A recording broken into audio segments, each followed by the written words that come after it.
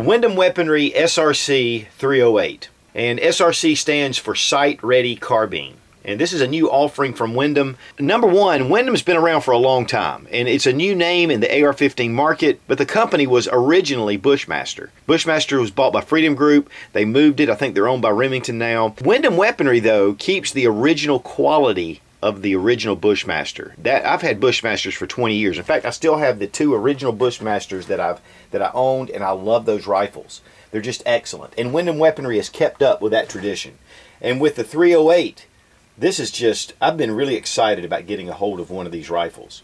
I've got some 308s. They're a lot heavier. They're a lot bigger. And that's one of the things about the carbine, is that it really brings the weight down.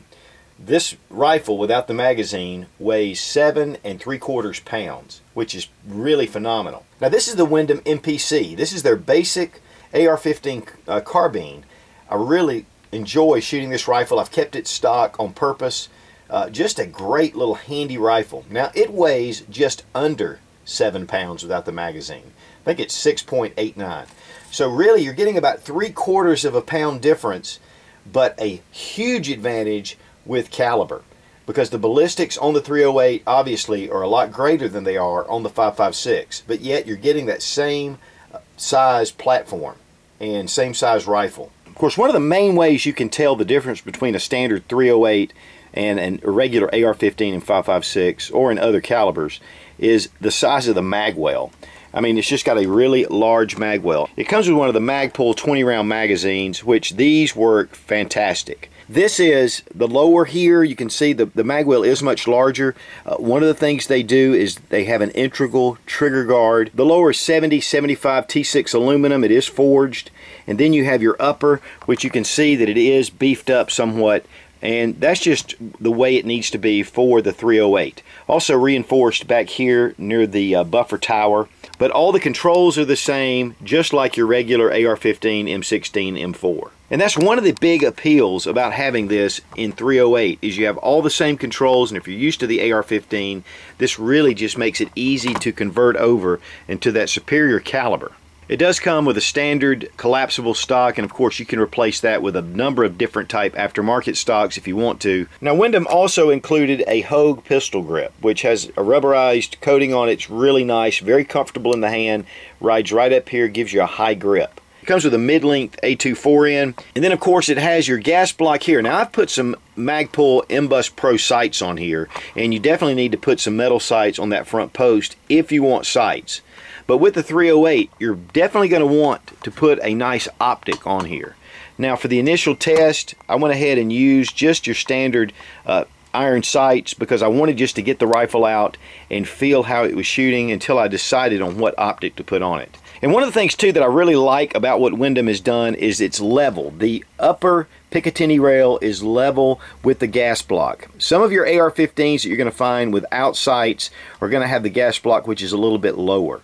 And if you do that, you're going to have to buy a sight that has a little bit more of a rise on it. And the big problem is that your sights will not line up if you don't have that. It's a 16.5-inch barrel, it's medium profile, and it's 4150M chrome moly vanadium. It's 1156 SE steel. So it's a high quality steel for the barrel system, and it's going to give you long life. And that's one thing about the chrome moly that's really going to help. It's a 1 in 10 twist, right hand with 6 lands and grooves. So for the 308, this is going to be optimal to get really good accuracy. Now as far as accuracy goes, we were just shooting about 50 yards to get the sights, just to find out how it was shooting. It was a very initial test. And this was with some HPR. This is the 168 grain boat tail hollow point match. And at 50 yards, not really trying to bear down, but just getting some, some decent shots with irons. I was able to get a 6-shot group right here. Down here, I took a few more rounds. We were just shooting quite a bit. Just firing off some rounds, again at 50 yards, iron sights. Of course, it can do a lot better than that. You put optics on it, it's really going to tighten this up. And I'm really looking forward to getting a nice optic to put on here, which I've got a couple already that I'm working on putting on this rifle. So we're going to be doing some more tests as far as real accuracy coming up pretty soon. Easy to see targets, excellent. We probably shot about, like I say, about 100 rounds all told, and had a great time out at the range. One of the things I had read somewhere where somebody was complaining about this type stock and saying that it'll really beat you up. I didn't really find that to be that big a deal. In fact, my son, who's 15, we were shooting it and he really enjoyed it. But one of the things to really make this stock really ride well is to take one of the rubber military covers to put on here, and that would probably give you a little more cushioning. But again, to be honest with you, it wasn't that big a deal. Windham also recommends that you fire at least 100 rounds for a break-in period. So I guess I'm just now getting this one broken in. So now it's time to take it out to shoot. It does have the bayonet lug, but one of the things I like about the sling system is that they have a QD mount. And so it comes with one QD swivel system, and then right here on the back you have another port to be able to slide in your sling. So you can go with single point.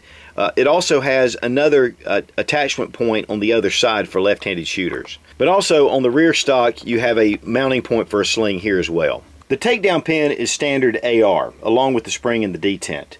Right here with the pivot pin is actually longer in the 308, but the spring and detent on the other side are also AR parts. The charging handle has ridges here to be able to really grasp hold of that thing, and you're going to need to because the bolt is really large, and we're going to take a look at that especially. Of course, the takedown pin comes out really easy, very nice.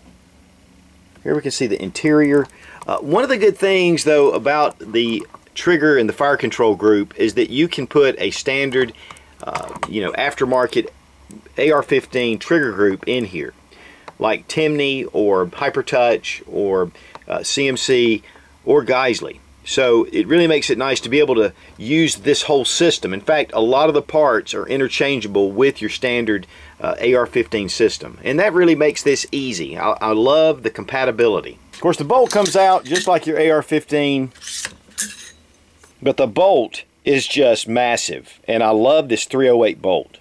It is 158 Carpenter steel. It has been MPI and HPT tested, and this just really helps with knowing that this is good quality. Here are the two bolts side by side. It's pretty impressive to see, especially when you're so used to messing with the AR-15. It's just like the AR-15 on steroids, and really, to be honest with you, it needs to be. Here you have your 308 right next to the 5.56, and it's pretty impressive. You've got a 30 caliber bullet compared to a 22 caliber bullet. But just from the size difference, you can tell immediately that it's definitely caliber specific to the 308. It's much larger. However, the gas key screws, and the firing pin retaining pin are all standard AR parts. And here with the charging handles, you can also see that the 308 charging handle is much longer than the 5.56. And here's a look at the chamber. Of course, I've shot this we shot about 100 rounds through this the other day, and so I haven't cleaned it. But it just gives you an idea of a visual. Your magazine, then you have your fire control group right here. One of the things too about this rifle is the fit and finish on it is exceptional. It's a really nice finish to it, good in black. Now you can use any standard AR-15 collapsible stock on this buffer tube, and the buffer tube itself, or the receiver extension tube, is standard AR, but the buffer inside and the spring are proprietary to 308. The bolt catch is a little different too. It's actually screwed in with a special Allen head pin screw, and it's 1/16 socket, and this is used to hold the bolt catch into place. But the function is the same as your standard AR.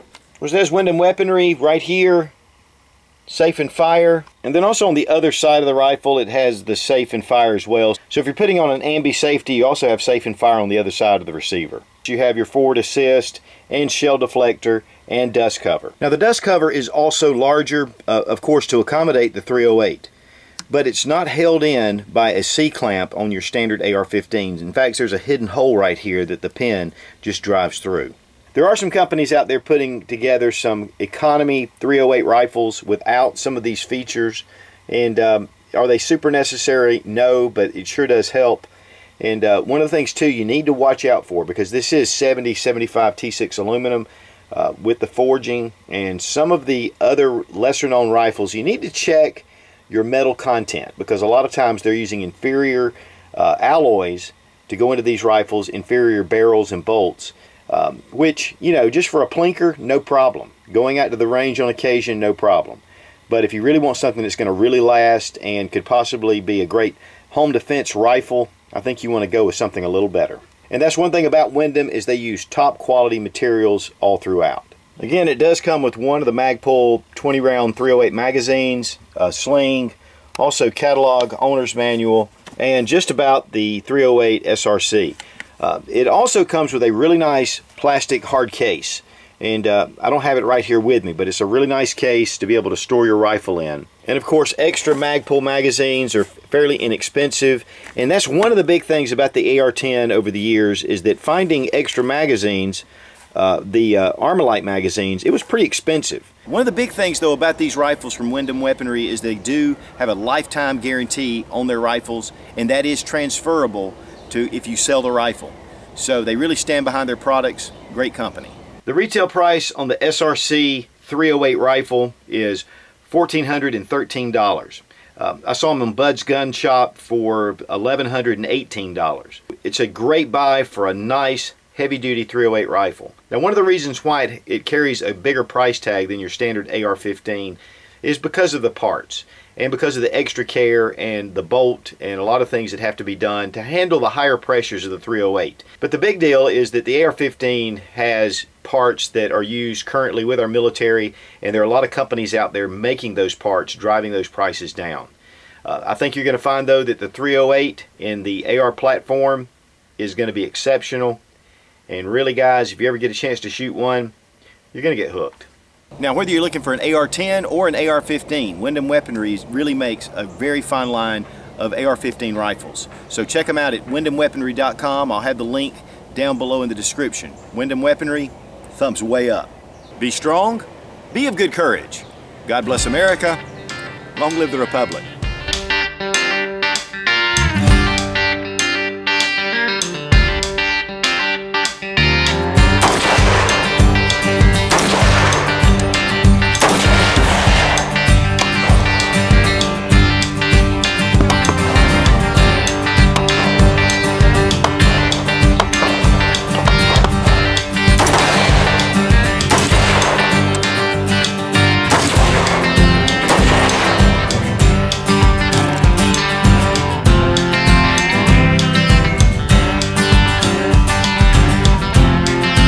Now the bolt catch is actually a little different as well. It has a special, the bolt catch is a pin screw with a 1/16 socket. The Magpul mags are fairly cheap, and I don't know what the price is, but I don't have a brain in my head. But one of the things I really like about this sling swivel, sling swivel, one of the things, I mean, I'm just running my mouth, blah, blah, blah, blah, blah.